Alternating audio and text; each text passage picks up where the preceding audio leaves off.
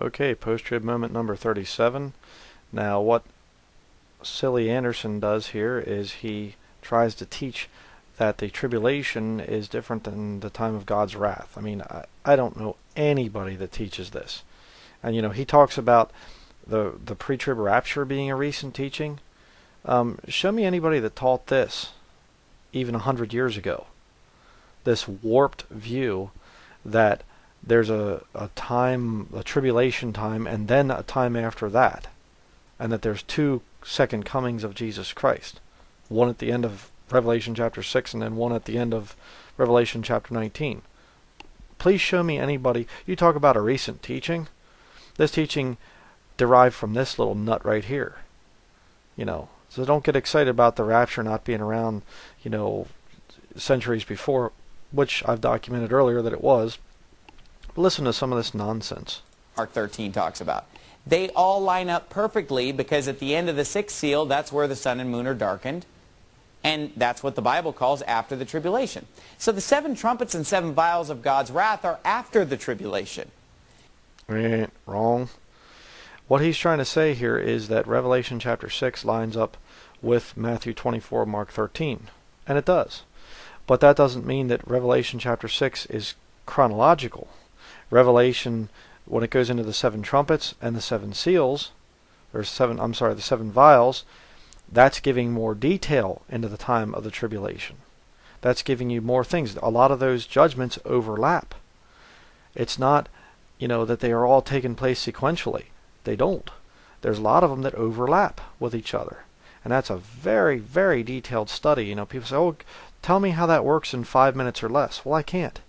That takes many hours of showing verse by verse and teaching, intricate Bible teaching.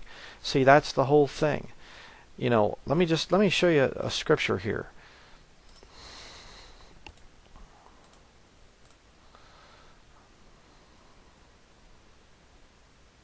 Okay? 2 Timothy chapter 4, verse 2. Preach the word, be instant, in season, out of season, reprove, rebuke, exhort with all long-suffering and doctrine. Long-suffering and doctrine. For the time will come when they will not endure sound doctrine, but after their own lust shall they heap to themselves teachers having itching ears, and they shall turn away their ears from the truth, and shall be turned unto fables. Right there. People with itching ears listen to this kind of nonsense fables that he's spewing. But you see, the whole thing is, it takes time. Okay? Sound doctrine takes long suffering. It takes a long time. Okay? All long suffering. That's kind of like patience when you preach. Alright? Real true Bible believing preaching will take hours. You study the Bible, you'll see Paul preached all night. The one time the guy fell out of the window and died, and they went and revived him, brought him back to life and stuff. Real true Bible preaching and teaching takes a lot of time. That's why I have studies on my channel that are 3 hours in length. Okay? It takes time.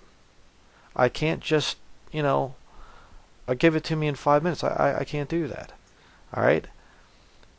The events in the book of Revelation, chapters, from 7 to 19, that whole section in there, it's retelling the events of the tribulation over and over again. It's getting into more detail each time. Okay? So this stuff that he's trying to teach here is just heretical. It's nonsense.